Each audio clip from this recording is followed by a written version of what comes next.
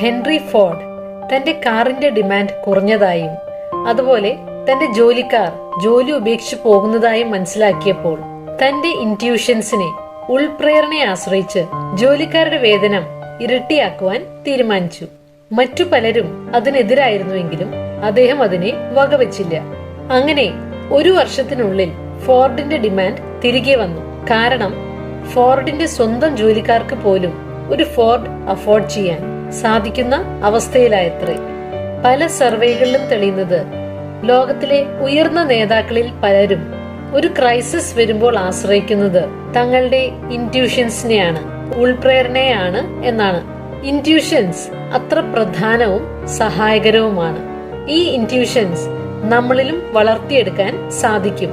സത്യത്തിൽ intuitions body muscles പോലെയാണെന്നും പറയാം. അത് പ്രാക്ടീസിലൂടെ വളർത്തിയെടുക്കുവാൻ സാധിക്കും. ഇതിനായി സഹായിക്കുന്ന ചില കൗതുകമുണർത്തുന്ന സർപ്രൈസിംഗ് ആയ ചില വഴികൾ ഏതെല്ലാമെന്ന് നമുക്ക് നോക്കാം. ഒന്നാമതായി, നമ്മുടെ ശരീരത്തിന്റെ സിഗ്നൽസിലൂടെ.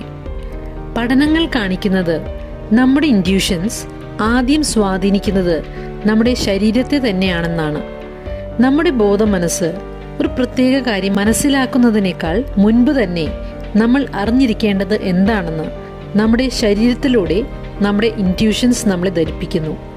അതുകൊണ്ടാണ് ചില സന്ദർഭങ്ങളിൽ കാര്യം മനസ്സിലാകുന്നതിനേക്കാൾ മുൻപ് തന്നെ നമ്മുടെ ഹൃദയമിടിപ്പ് കൂടുന്നതും നമ്മളാകെ വിയർക്കുന്നതും വയറിനുള്ളിൽ ഒരു പിടുത്തം അനുഭവപ്പെടുന്നതും മറ്റും. അതുകൊണ്ട് ശരീരത്തിലുണ്ടാകുന്ന പല സിഗ്നൽസിനെയും തിരിച്ചറിയാൻ നമുക്ക് പരിശ്രമിക്കാം.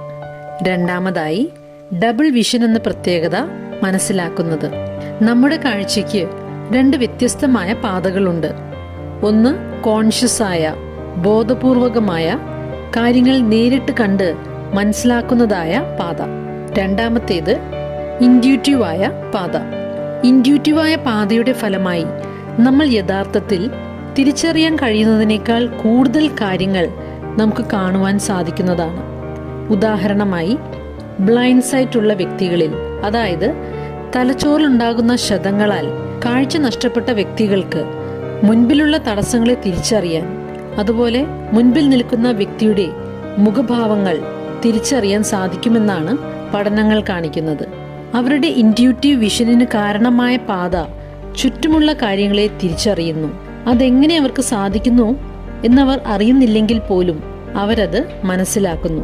ബ്ലൈൻഡ് സൈറ്റ് പേഷ്യൻസിന്റെ ഉദാഹരണം കുറച്ച് എക്സ്ട്രീം ലെവലിലുള്ളതാണെങ്കിലും ഇത് നമ്മളെല്ലാവരും കടന്നു പോകുന്ന അനുഭവമാണ്. നമ്മുടെ ബോധ മനസ്സിലൂടെ കടന്നു പോകാത്ത പല വിഷ്വൽ ഇൻഫോർമേഷൻസും നമ്മൾ വലിച്ചെടുക്കുന്നുണ്ട്, നിലനിർത്തുന്നുണ്ട്. മറ്റൊരു രസകരമായ പഠനത്തിൽ കാണിക്കുന്നത് കുറച്ച് ആളുകളെ പേടി, ഫിയർ കാണിക്കുന്ന മുഖങ്ങളുള്ള ചിത്രങ്ങൾ 33 മില്ലി സെക്കൻഡ്സ് കാണിച്ചപ്പോൾ ഈ വ്യക്തികളുടെ തലച്ചോറ് ആങ്സൈറ്റി റെസ്പോൺസുകൾ ഉണ്ടാക്കിയെന്നാണ്. സത്യത്തിൽ അവ അത്ര കുറച്ച് നിമിഷങ്ങൾ മാത്രം കാണിച്ചത് മൂലം അത് ഈ വ്യക്തികളുടെ ശ്രദ്ധയിൽ പെട്ടതുപോലുമില്ല. ബോധമനസ്സിൽ അത് രജിസ്റ്റർ ആയതുപോലുമില്ല. എങ്കിലും നമ്മുടെ തലച്ചോറിലെ അമിഗ്ഡാല എന്ന ഭാഗം അതിനെ പ്രോസസ് ചെയ്ത് ഈ വ്യക്തികളിൽ ഉത്കണ്ഠയുടെ പ്രതികരണം കൊണ്ടുവന്നു അത്രേ. ഇതിൽ നിന്നെല്ലാം മനസ്സിലാക്കാൻ സാധിക്കുന്നത് നമ്മൾ കാണാൻ സാധിക്കാത്ത പല കാര്യങ്ങളും നമ്മൾ പ്രോസസ് ചെയ്യുന്നുണ്ടെന്നും അതിനനുസൃതമായ പ്രതികരണങ്ങൾ നമ്മളിൽ ഉണ്ടാകുന്നുണ്ടെന്നുമാണ്. അതുകൊണ്ട് കാരണമൊന്നുമില്ല എന്ന് തോന്നുമ്പോഴും ഉള്ളിലൊരു ഉത്കണ്ഠ തോന്നുന്നെങ്കിൽ അത് ശ്രദ്ധിക്കുന്നത് നല്ലതാണ്. മൂന്നാമതായി, ഗട്ട് ഫീലിംഗ്സിനെ ആശ്രയിച്ച്. നമ്മുടെ വയറ്, ഗട്ട്, സെക്കൻഡ് ബ്രെയിൻ എന്നറിയപ്പെടുന്നു. അതിന് ഒരു വിപുലമായ ന്യൂറൽ നെറ്റ്വർക്ക് തന്നെയുണ്ട്, നമ്മുടെ സ്പൈനൽ കോഡിനേക്കാൾ കൂടുതൽ അളവിൽ. ഇത് നമ്മുടെ വയറിന്റെ അവിശ്വസനീയമായ പ്രോസസ്സിംഗ് സ്കിൽസിനെയാണ് കാണിക്കുന്നത്. നമ്മളൊരു തീരുമാനമെടുക്കാൻ ഇൻറ്റ്യൂഷൻസിനെ, ഉള്ളിലെ സ്വരത്തിനെ അല്ലെങ്കിൽ ഫീലിംഗ്സിനെ ആശ്രയിക്കുമ്പോൾ നമ്മുടെ തലച്ചോറ് നമ്മുടെ വയറുമായി സംയോജിച്ച് പ്രവർത്തിക്കുന്നു.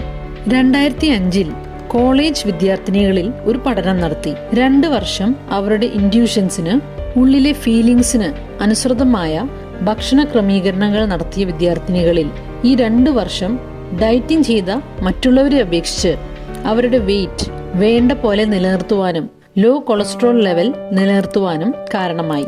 എന്നാൽ ഡയറ്റിംഗ് 2 വർഷം തുടർന്ന വിദ്യാർത്ഥിനികളിൽ ഡയറ്റിംഗ് നിർത്തിയപ്പോൾ വീണ്ടും വെയിറ്റ് ഗെയിൻ ചെയ്യുവാൻ അത് കാരണമായി. അതുകൊണ്ട് നമ്മുടെ ഗട്ട് ഫീലിംഗ് ശ്രദ്ധിച്ച് ആഹാരശീലങ്ങളെ ക്രമീകരിച്ചാൽ അത് വളരെ പ്രയോജനകരമായിരിക്കും. കഴിക്കുന്നതിനേക്കാൾ മുൻപ് എത്ര കഴിക്കണമെന്ന് മുൻകൂട്ടി തീരുമാനിക്കുന്നത്, അതുപോലെ കഴിച്ച ശേഷം ശരീരത്തിൽ എന്തനുഭവപ്പെടുന്നു എന്നതിനെയൊക്കെ വിലയിരുത്തിക്കൊണ്ട് ആഹാരശീലങ്ങൾ ക്രമീകരിക്കുന്നത് നല്ലതായിരിക്കും.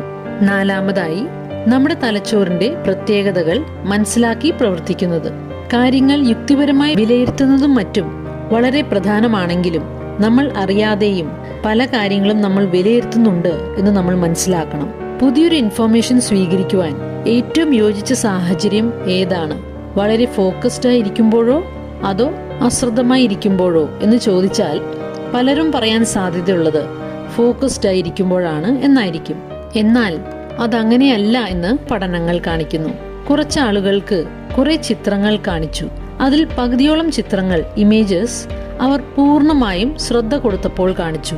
എന്നാൽ ശേഷിച്ച ചിത്രങ്ങൾ കാണിച്ചപ്പോൾ അവരുടെ ശ്രദ്ധ മാറുവാനായി മറ്റു പല കാര്യങ്ങളും ഇടയിൽ കൊണ്ടുവന്നു. പിന്നീട് അവരെ മുൻപ് കാണിച്ച ചിത്രങ്ങൾ ഏതെന്ന് കണ്ടെത്താൻ പറഞ്ഞപ്പോൾ അവർ കൂടുതൽ തിരിച്ചറിഞ്ഞത് ശ്രദ്ധ കുറഞ്ഞപ്പോൾ കണ്ടവയാണ്. അവരുടെ ഇൻറ്റ്യൂട്ടീവായ തലച്ചോറിലെ ഭാഗങ്ങൾ അവരുടെ ശ്രദ്ധ കുറഞ്ഞപ്പോൾ ഇൻഫർമേഷൻസ് പ്രോസസ് ചെയ്തിരുന്നു എന്ന് വേണം ഇതിൽ നിന്നും മനസ്സിലാക്കാൻ. അതുകൊണ്ട് അടുത്ത പ്രാവശ്യം ഏതെങ്കിലും ഒരു പ്രശ്നത്തിന് പരിഹാരം കണ്ടെത്താൻ ശ്രമിക്കുമ്പോൾ അല്പസമയം അതിൽ ശ്രദ്ധ കൊടുത്ത ശേഷം അതിൽ നിന്നും ശ്രദ്ധ മാറ്റി മറ്റേതെങ്കിലും കാര്യത്തിൽ ഏർപ്പെടാൻ ശ്രമിക്കാം. ഇത് നമ്മുടെ ഉപബോധ മനസ്സിൽ കാര്യങ്ങൾ വിശകലനം ചെയ്യാനുള്ള സാഹചര്യങ്ങൾ ഒരുക്കുകയും അങ്ങനെ ശരിയായ ഉത്തരം കണ്ടെത്താൻ കാരണമാവുകയും ചെയ്യും. 5-മതായി, സ്ലീപ്പ് ഓൺ ഇറ്റ്.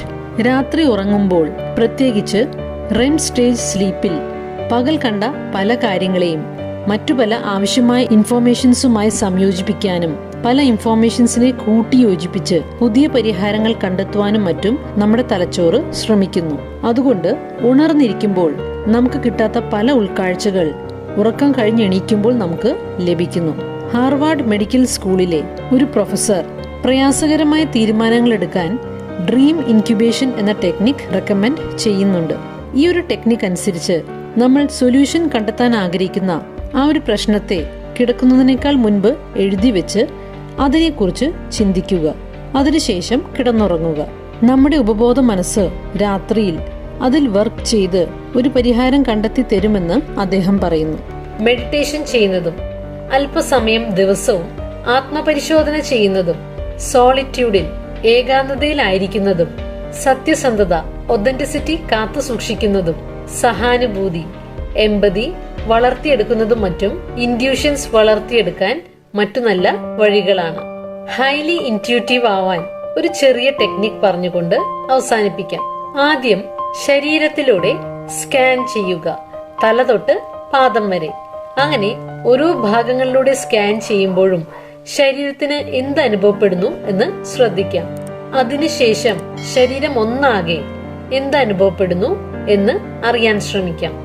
അതിനുശേഷം നമ്മൾ തീരുമാനമെടുക്കാൻ ആഗ്രഹിക്കുന്ന ഒരു കാര്യത്തെക്കുറിച്ച് ചോദിച്ചുകൊണ്ട് ശരീരത്തിൽ അത് എങ്ങനെ അനുഭവപ്പെടുന്നു എന്ന് ശ്രദ്ധിക്കാം. ശരീരത്തിൽ നല്ലൊരു പ്രതികരണമാണ് അനുഭവപ്പെടുന്നതെങ്കിൽ ആ ഒരു തീരുമാനം ശരിയാണെന്ന് നമുക്ക് മനസ്സിലാകും.